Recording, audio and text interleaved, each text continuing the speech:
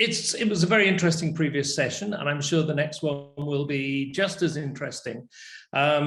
We have a very distinguished panel again, equally as distinguished as our previous panel, a very knowledgeable panel. I'll briefly introduce them. So we have Professor Miia Martinsuo, who's Professor of Industrial Management at Tampere University in Finland, and she's a global expert in projects, portfolios, and innovation. Professor Jonas Söderlund, who's a professor at the University of Linkoping in Sweden and an adjunct professor at the BI Business School in Oslo in neighboring Norway, is a specialist in strategy, capabilities, projects, knowledge integration, and new organizational forms. And Catherine Killen is a professor at the University of Technology, Sydney, where her research specializes in project portfolio management and innovation. So the topic for this session is temporary multi-level organizing across portfolios and programs. And to frame our discussion, we have three quite broad and open questions. And these are related to the role of visualization, the role of dynamic capabilities, and of dynamic organization learning in temporary multi-level organizing across portfolios, programs, and projects. So each of these relate project management to a broader context of strategy and management and organization studies. And increasingly, project management is being framed by broader transdisciplinary relevances in the way it addresses contemporary technological developments, changing social values, and grand challenges. So I want to kick off proceedings by first asking Kathy, if she will, to open the discussion with the issues that are crucial for her at the present time in terms of the agenda that's just been framed. Kathy, good evening. Good evening. I hope you can hear me properly. We can. Good. Thank you, Stewart. It's great to be here, and I look forward to discussing this with you all. Now, my research, talking about these different levels of research, my research is focused at the portfolio level, the higher level above projects that organizations need in order to align with strategy and gain the best value. And when we talk about value, as we've mentioned many times in the symposium, it's not just profit. So my research looks at the capabilities for doing these things through a portfolio perspective, aligning people, projects, processes, and structures in that capability building. So earlier, Jennifer White did mention that it is more than how projects are done. That's obviously very important, but which projects to do is one of the growing questions. And that's the really central question when we're talking about strategically managing across a portfolio. With limited resources, how do we select the right projects? And that could be projects for developing products, for developing bids for large infrastructure projects. It's quite diverse. So I guess to open our discussion, I'll just point out two themes from my research interests that align with this theme that you've explained, Stewart. And the first one is emerging strategy, and strategy emergence. Strategy, as we've discussed, is no longer thought of as something static, and it shouldn't be static, especially in our changing environments. And emerging strategies that develop within organizations help organizations understand what's happening in their environment and where their change might be going. So research has been showing how portfolio level structures and portfolio level processes actually help in identifying emergence and can provide mechanisms to recognize and sort of promote emergence. And so something we've talked about in our research is planned emergence, which may sound very contradictory, but it's something I can discuss more later if we have time. But this is related to the broader work on dynamic capability as well, about the way these capabilities can provide timely response to change. So just quickly moving on to another topic we can open for discussion, and this is quite different, but also related to the changing world we're operating in, and that is the use of visualizations. So we have a changing world where visuals are everywhere. Everybody has them in every aspect of their life, and our workplaces are no different. We have this situation where data is just volumes of data are available with increasing digitalization. And there are tools to create visuals, but how can we harness those visuals for best delivery, best decision making? Quite a lot of my research has been looking at this from a number of quantitative and qualitative perspectives.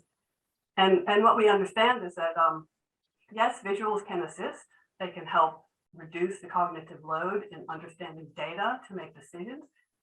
But visuals can also confuse, they can bias, they can mislead. And the data underpinning visuals may not be complete and may not be, well, it's always got some level of bias. How can we understand the data and make the best decisions? So big questions, very relevant in today's world. And the other issue is educating our practitioners to be visually literate, to be able to critically analyze and use visuals effectively. So I'll stop there for now and pass on to other panelists and look forward to the discussion. Thank you very much, Kathy. You've set a nice agenda there. Which projects, rather than what's going on in the project, we should be thinking about which projects we're going to pursue, the discussion of visualization and how to make project managers capable of handling visualization, because it's a very recent phenomenon, relatively, and particularly for the older project manager, it may be a quite foreign world. So I think those are very, very real questions. Let's see what Jonas can contribute to the conversation. All right. Hello, everyone. I hope you can hear me well. I will address more of the issue of maybe dynamics of projects and relate that to sort of dynamic capabilities and capabilities of running projects. I will start with a fairly, let's say, theoretical and research-oriented touch to it, but I will come to the practical implications later on as I speak. So, starting out then, I would like to address the issue of meta theories to advance our general understanding of projects and the way we manage and organize projects. And meta theories have really played a central role for advancing project studies in recent years, such as learning theories, institutional theories. They have been important approaches to advance cross-fertilization between fields in general, yes, but they have also played a central role for advancing project studies in recent years, for instance, across innovation studies and project studies. And these meta-theories have played a significant role, not only in a living research within the domain of project studies, but they have also shown the potential sort of project studies as a vivid field, an area of research that could also contribute to management and organization studies more generally. In that respect, project studies and the field of project management have become much more interesting for managers in general, but also for management scholars in general. And meta theories, they serve a very important purpose for actually bridging that particular element. And they provide a sort of, or foster a providential cross-fertilization because they offer a generic language that is applicable across domains. They also encourage scholars to question established assumptions and adapt theorizing to changing empirical realities rather than adhere to narrow ideologies. They make us more aware of sort of the bigger issues. They make us more aware of societal issues in general. And in other words, meta theories provide a common basis and thereby guide a genuine dialogue between academic fields, between different backgrounds, between different professions, and so on. And drawing on the idea of meta theories and at the same time acknowledging the centrality of multi-level analysis, what seems to be needed are meta theories with the capability of grasping several levels of analysis. That makes sense at the individual level, for people working in projects, for people managing projects, at the project level, as well as the broader societal level. And indeed, learning theories proved a good example for that. Institutional theory, another one. But I would like to suggest a third opening. and one that I think could establish a stronger theoretical ground for the field of project studies, but also for the acts and practice of project management. It would then simultaneously provide openings for a broader contribution of the field of project studies and make it more interesting as a particular sort of area of management, if you wish. It would become more interesting for other scientific domains by that. Well, and to frame that background, I want to say that temporary organizations are often implemented as accelerators to speed things up due to accelerating and other temporal limitations of permanent organizations. And this has further spurred the interest in advancing our knowledge of time and temporality in organizations. And this is where I'm coming to. And more recently, how organizations and individuals experience time and changes of time in time. And as a consequence, temporality has gradually become a central topic in organization and management studies. And for many years, conversations around temporality, how people relate to time, how people embrace time, how people perceive time in different ways, tended to stay predominantly at the very abstract and theoretical levels, which had the positive effect that scholars became increasingly aware of the many facets and forms of temporality in organizations, especially for advancing their dynamics, but not necessarily providing openings for empirical research and multi-level explorations of temporality in practice.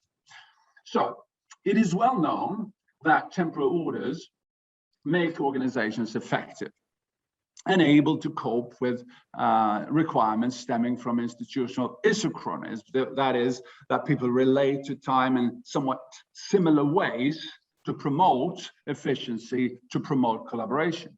However, that same isochronism may cause fundamental difficulties when organizations collaborate with organizations adhering to a different temporal order. And recent studies of temporality have become increasingly empirical and thus also able to better advance our understanding of the challenges facing organizations with regards to temporal requirements and temporal asymmetries. And projects, multi-level projects, seem particularly relevant for such explorations and for demonstrating how temporality plays out in inter-organizational collaborations.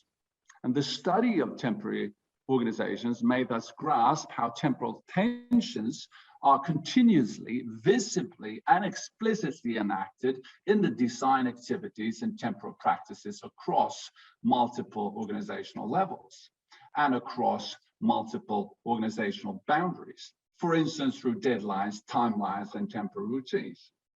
And these temporal practices provide a basis for negotiation over interpretations of time, how to coordinate activities, in which order and when to conduct activities. And the visibility and ongoing negotiation of multiple and sometimes incompatible temporal orders is especially apparent in inter-organizational collaborations with multiple and diverging stakeholders.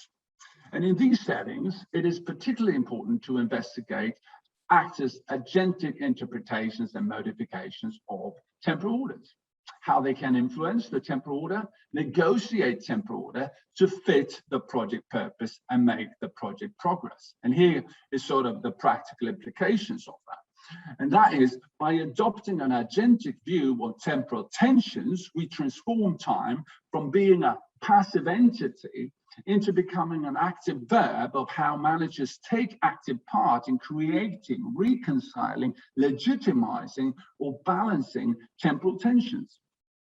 That is, in complex project settings, it is not always possible or desirable to resolve temporal tensions by, for example, completely aligning temporal orders due to urgency and time pressure of the mission, but rather to learn how to maintain temporal tension, without entering endless fights around temporal values, views, and practices. And to conclude, multiple temporal organizations will most likely not agree upon a collectively entrained temporal order or a wide-ranging isochronism of the fact that people relate to time in the same way, but may probably serve a dual purpose of temporal harmony, some form of temporary reconciliation among temporal orders, and temporal conflicts, inconsistencies, negotiations, power games of temporal orders to not fall apart, yet maintain its reason to live. And they live under the pressure of a deadline. They thrive on the conflict of temporal tensions. Managers who understand these conditions and are able to promote temporal conflict and live by it while keeping it at bay seem more successful, especially in complex multi-level projects. Well, thank you very much, Jonas. That's quite an agenda for us. Just summarizing my notes, I think that we've covered the role of meta theories, particularly learning and institutional theories, the relationship of project management to its embeddedness and relatedness to management and organization studies. We've looked to a common basis for research in the area, and we've looked at temporary organizations as accelerators, how time and temporality and time and change of time can function in projects, and that very interesting suggestion that project management adds realism to abstract theories of time. It makes them empirically material, it makes them empirically real, particularly when we're looking at asynchrony in projects where people are working with different time reckoning systems. The way in which they're constituting time differs greatly. An example of the difference, just to go back to Kathy's points about visualization, when newspapers switched from print to digital, they still maintained institutions like deadline meetings, but they didn't need them anymore. But it was so ingrained as a habit that they continued to do so. And those sorts of habits, which precede the kinds of availabilities and affordances that we have now, are things that we need to factor into the way in which we think about these things. Very stimulating. Thank you, Kathy. Thank you, Jonas. And Miia, your turn to enter the ring. Thank you. Okay. Thank you so much. My interest is also in the multi-project entities or organizations, including programs and portfolios. And I will kind of look at this from the portfolio viewpoint right now, which also includes programs very often. Very often the focus is on selecting the projects into the portfolio in line with strategy. So there's a strategy connection and there's a need and something like that. So there's kind of a good awareness of the screening and selection processes for portfolios in the early phase of the portfolio. However, then my question is, what happens afterwards? So a lot of things change over time. The context changes. There are different needs for the projects. Resources may change. Managers may change their strategies on the way. So I have been particularly interested in the uncertainties and context connections and dynamics in the portfolios once they are selected. So what happens there? There's a lot of path dependency there. People actually decide differently over time because they receive new information. And the issue of monitoring and control after the selection of the portfolio is, I think, much more weakly understood than the selection process itself. There are lots of studies that look into what explains portfolio success, but they don't exactly say what that success is. So what was the strategy that was fulfilled? What was the performance that was actually reached? So it's not sufficient to say that portfolios performed on average like this. What was the actual result? What was the actual outcome there? So I think when we look at the dynamics of portfolios, what occurs over time, there's a lot of change and uncertainty that somehow needs to be taken into account, and there's a need to reconfigure the portfolios over time. So that's what I've been studying recently with my colleagues. We looked into 4 medium-sized organizations and their portfolios and 3 large firms and their several portfolios. And one of the things that we put our attention to is the fact that the portfolios are intertwined somehow, so they are connected with each other. Something happens on the boundaries of portfolios, and I think that's quite important to understand. people, for instance, might be participating in the projects of different portfolios, the research portfolios and the technology development portfolios and the product development portfolios, which might be separate portfolios. The same people go through them. Another thing that I want to take up here is that companies do have their portfolio management systems that feature various things, but a lot of the dynamics that take place in the portfolios happen in very informal ways, through a communication of strategies, through a communication of changes and uncertainties, through the involvement of stakeholders. Another thing that I want to point out here is that when we went to those portfolios and asked those people about the practices of connecting the different levels, the strategy connection to the portfolios and projects, people don't talk about the structures at all. So that's something that is very self-evident there somehow. So I think the structural issues regarding portfolios and their dynamics and their external connections are also quite important. So with these words, perhaps the words of path dependence, strategy connection, and structural connection are something to recall from this. Thank you. Okay, thank you very much indeed, Miia. So what I took from you is the importance of selecting projects into the portfolio, but then also, much more importantly, looking at how the portfolio changes over time, how it's adapted, how times and personnel change, and not enough attention paid to that, the focus being more on the front end, building the portfolio, selecting the portfolio, rather than running and coordinating the processes of the portfolio. And again, you had a strong inference on processes, the processes of monitoring and auditing and controlling portfolios, to the extent to which those were in place. You were interested also in how informal strategies in practice have much more to do with what actually transpires than the formal strategy or the formal structure, that people don't really bother about the formal structure, which, when you think about all the work that goes into designing and selecting the portfolio, is quite an interesting finding.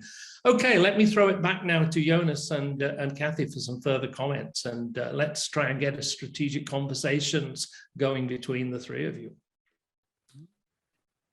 Who wants to kick off?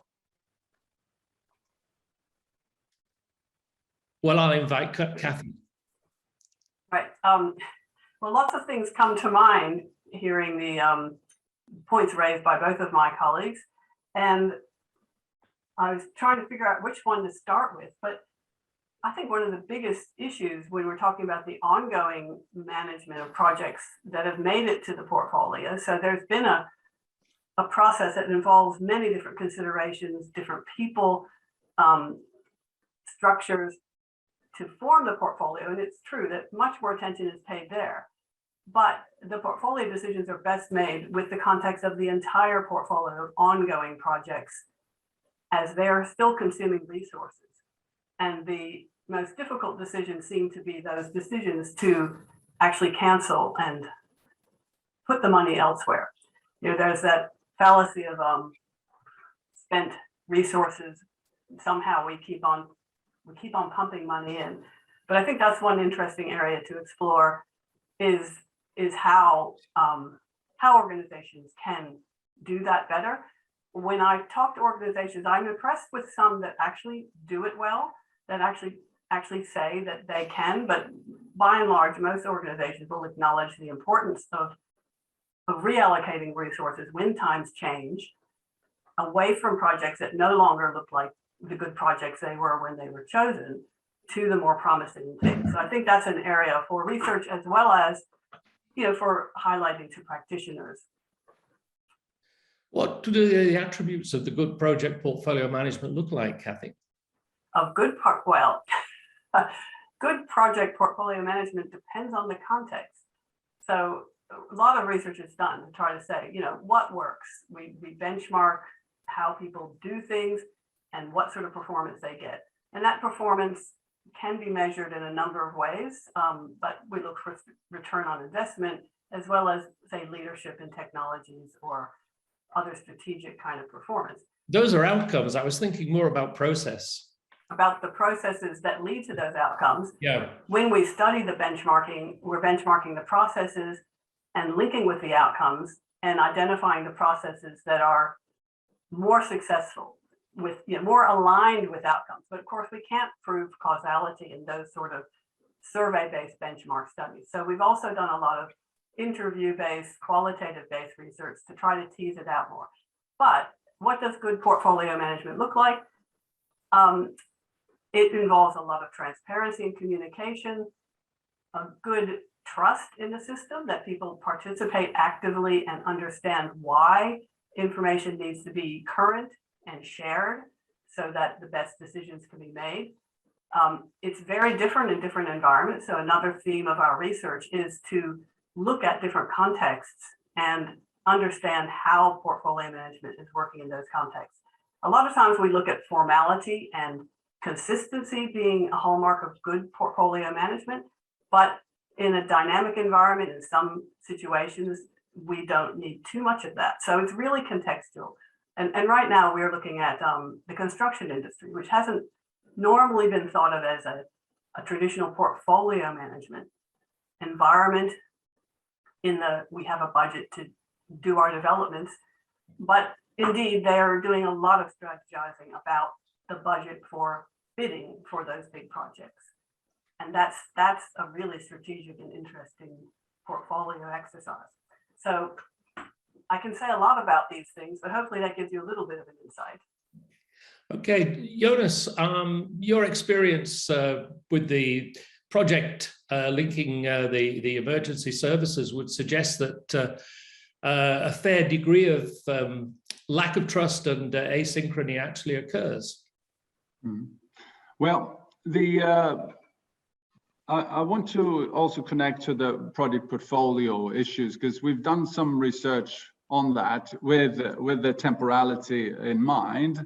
And I think for me, answering sort of the question of what is successful project portfolio management from a temporality point of view, it is obviously related to understanding the rhythm of sort of the project process, of dividing different projects into different categories of projects depending on sort of the rhythm, pace of various projects within that.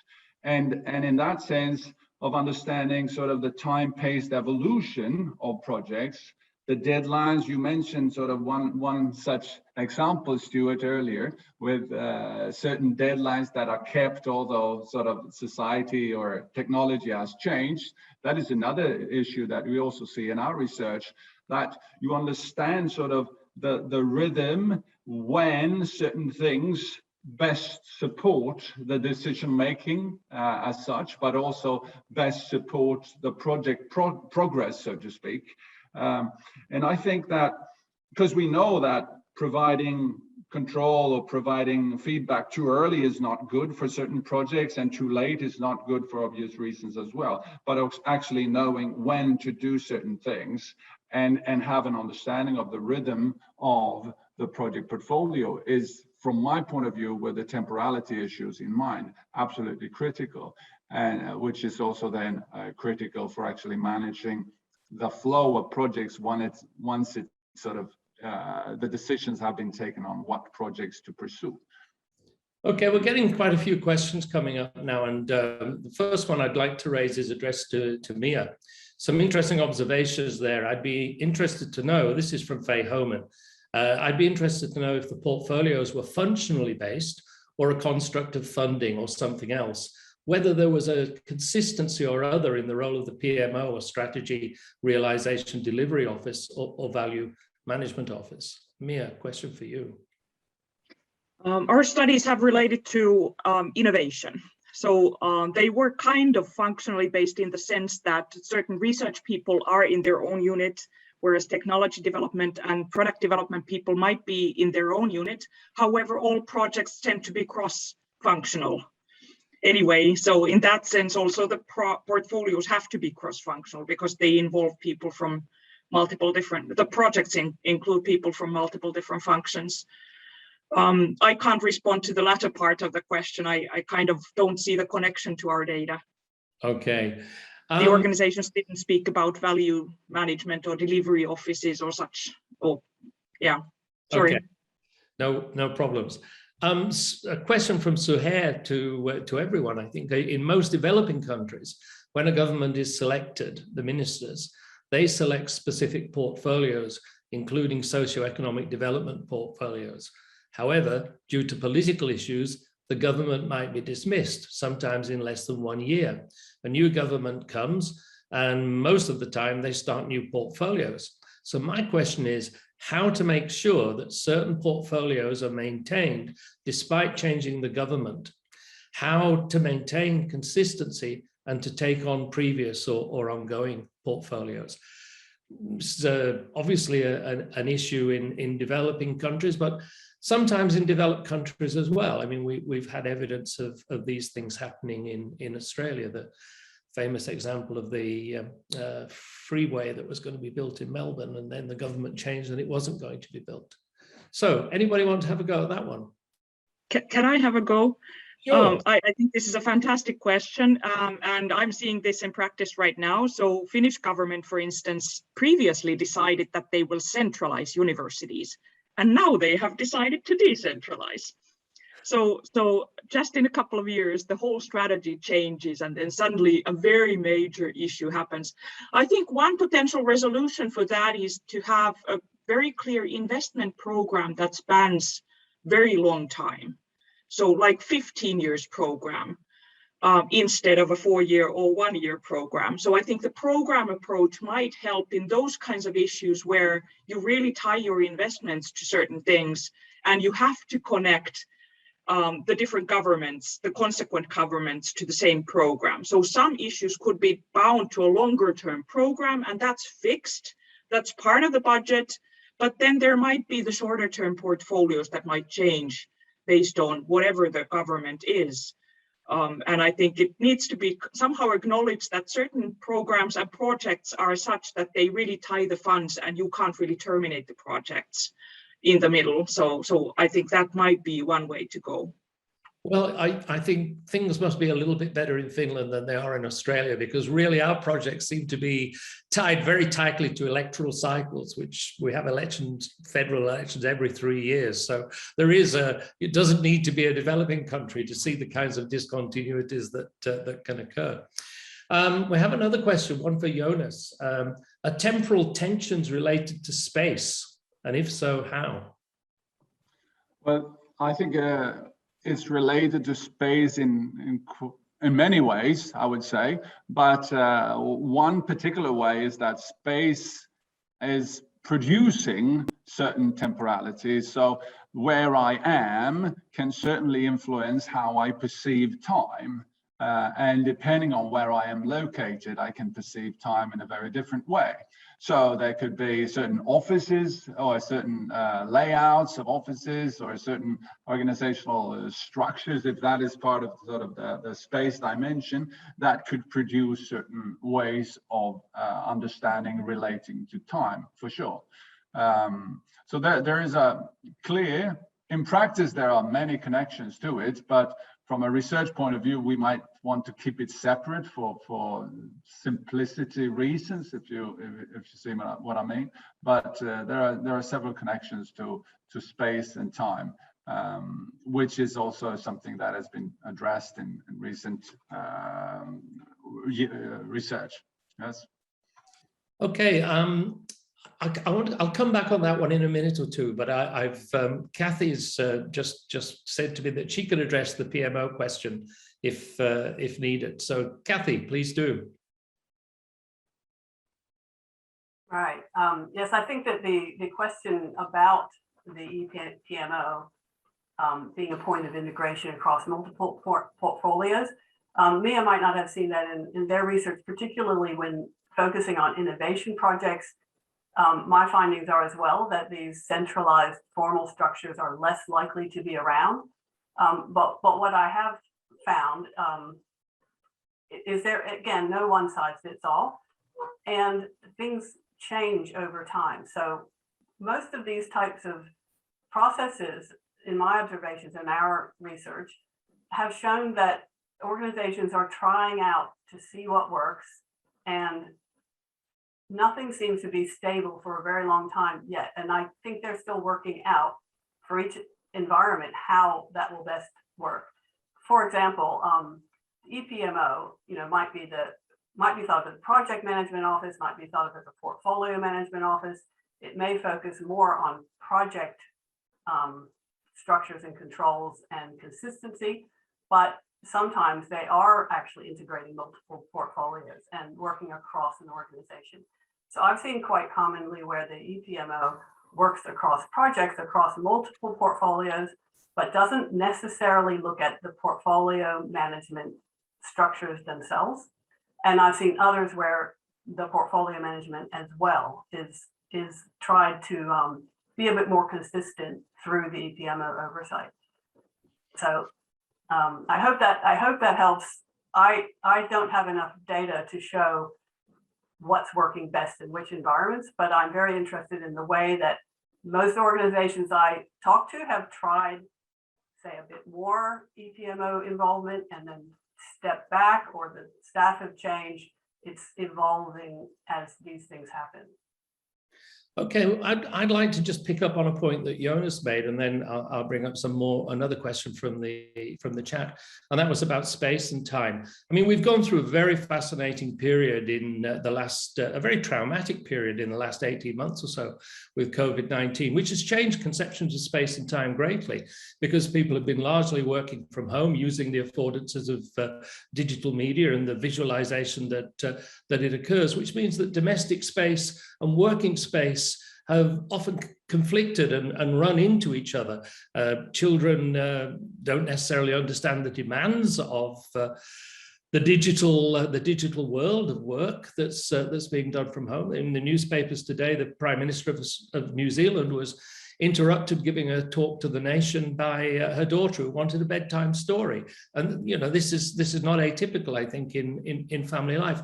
So clearly, one of the ways in which the tensions between space and time get to be handled is by putting everybody together in the same space. But we now are at a conjuncture where that may not be the preferred strategy for the future. Does anybody have any thoughts about that? Projects which are spatially disconnected?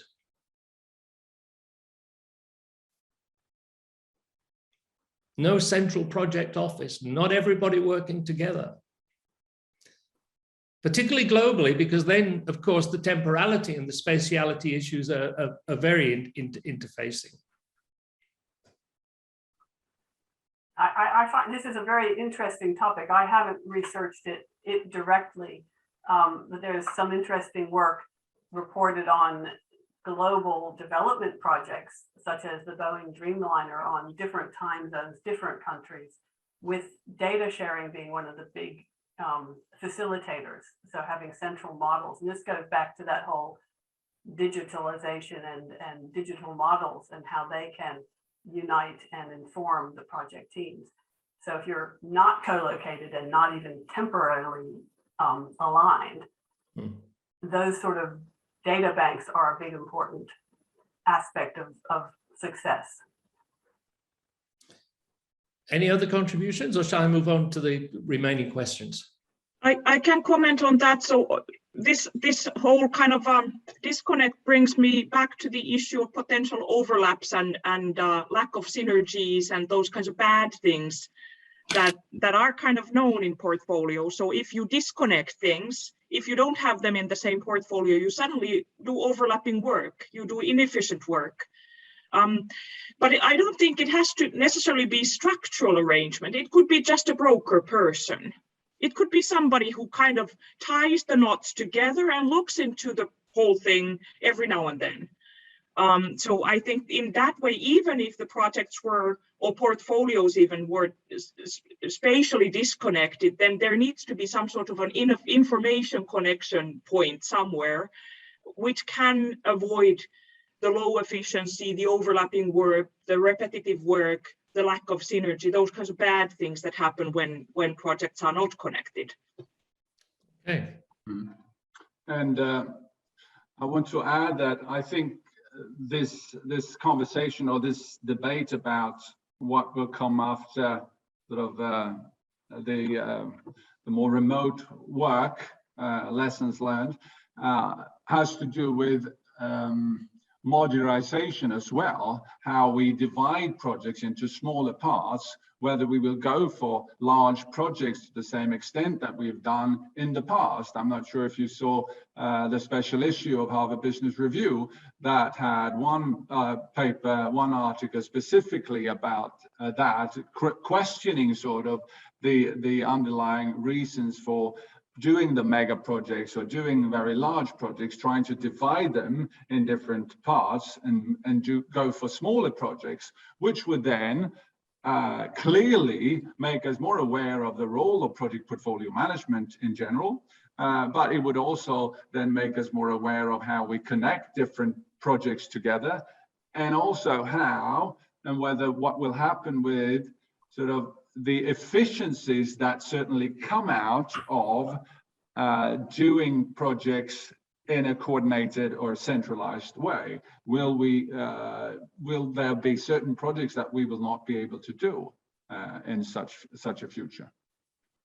Yeah, clearly, there's I mean that we have the choices. I mean, we can build dams, or I think we've got to the wrap-up stage. I think I've been usurped by someone, but that's okay. Well, look, I'd like to really thank you all very much. There's so much more we could have talked about.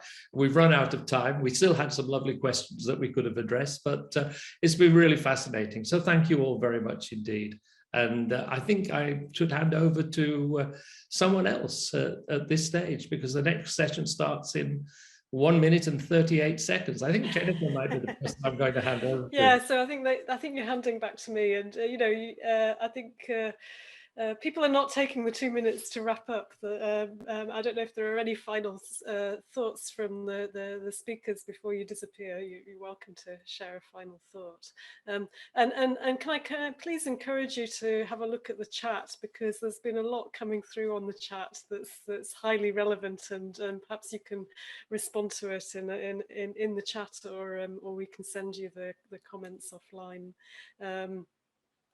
We had a more interactive session in the morning, and I think we would plan to run this again next year. And I think next year we'll also build an interactive session into the evening session, so that we can engage with you in a slightly different way, rather than in the confines of a webinar system. Because I think one of the great pleasures of having us together across continents is to be able to converse and talk and to engage with each other. I've really learned a lot in those 2 sessions, and they were fantastically interesting. And so I'd really like to thank our colleagues who've joined us today, and please do show your appreciation in the chat. So that's the way we've found of getting around the confines of the virtual system and giving a kind of virtual clap to our colleagues. I'm going to hand over to Margaret to say a few closing words, and then I'll just come on at the very end.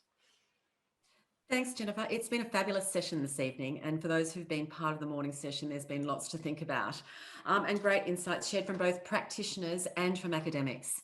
So those in the regions, yes, you've got your day ahead of you, but our day is closing out. I will share all the links and publications, and please register your interest in keeping connected with the Institute by some of our semi-regular correspondence that we've got through our newsletter. I suspect you're aware of us through our social media and are informed by what we're doing through those channels, but we really would appreciate if you can amplify our messages to your network. Professor Andy Davies will talk on innovation in the London mega project ecology as part of our University and Faculty of Engineering Distinguished Lecture Series at the University on the 7th of December. Those registrations links will come out soon, so kind of keep that time in your diary. I think it's 7 p.m. in the evening. As Jennifer's indicated, we really want to be the go-to place for project leadership and continue the outstanding links we have internationally and nationally that have been demonstrated tonight. Most importantly, we want to build and grow an institute and have long-term and deep relationships and concrete ways to keep engaged with us. are, like, we have our flagship Executive Leadership in Major Projects program. And if you're wanting more information for yourself or your colleagues or your staff, please email me at the John Grill Institute, and I'll be in touch. I'll put in the chat a link to the website for if you want to register for more information, and also my email. We're also doing customised programs for organisations and governments. They're intensives that provide some kind of contextual, will provide a contextual uplift for your organisation, so a little bit more focused. Also, over the next 18 months, we'll be hosting strategic conversations on themes that the Institute feel are worthwhile that we share, but we'd also like to hear from you in regard to the themes and topics that you want us to host. Clearly, our passion is for evidence-based practice in which is driving our commitment and enthusiasm for collaboration. So conversations in how we can partner in research, either through linkage opportunities, and to understand how together we can pursue those possibilities of building the evidence to improve project leadership. So I look forward to keep being in touch with you. As I said, I'll include my email and website so we can open the conversation and help facilitate those links with our research and the great people we have in the Institute and part of our networks. So Jennifer, if you want to, I'll just pass over to you for close Yeah, out. I mean, I just want to say thank you to everyone for joining us virtually in Sydney. And on the slide, there's a picture of our beautiful campus here.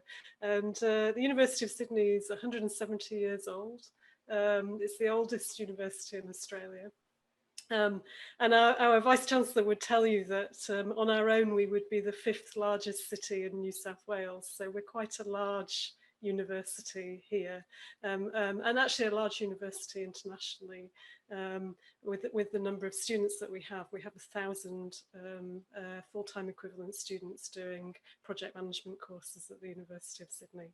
And so we're really delighted to be able to kind of foster an international conversation about project leadership, and I know that this will continue in the various conferences that we attend as international scholars. But today has really been an opportunity to bring some industry partners and some academics together, and so we've had a conversation that's touched on practical issues and also on the kind of leading edge of research and where research is going to in the future.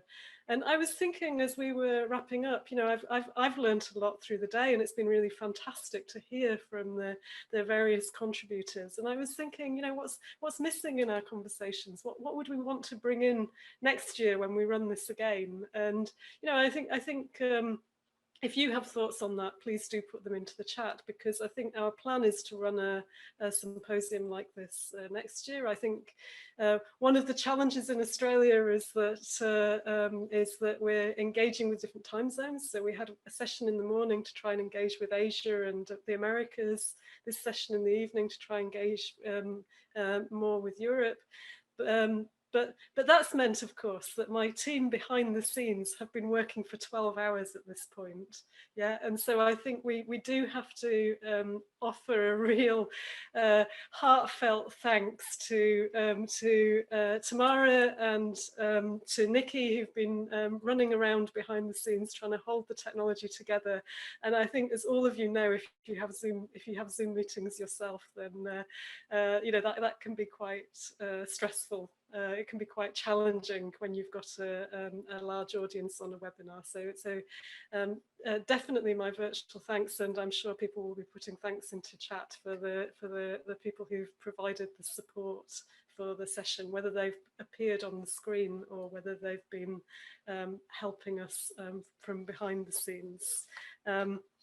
I know that this is a conversation that will continue, and I hope that we can engage other parts of the world in that conversation. There's a lot of projects going on in places like China, and it would be really great to be hearing from them next year. It would be great to be hearing, you know, and comparing and contrasting how projects are being organised in different parts of the world.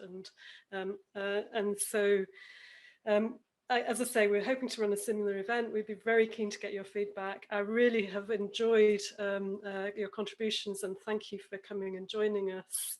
And in these days of COVID, I imagine that most of you don't have that far to travel home. I think we do have a final slide which just shows you a little bit of the beautiful city here. And even if your journey home is just you know, sort of from the computer screen to grab a cup of coffee if you're in the morning, or if you're you know, or if you're in your office, maybe you have a little further when you travel home at the end of the day. But safe journey home, and thank you very much for joining us today. Thank you.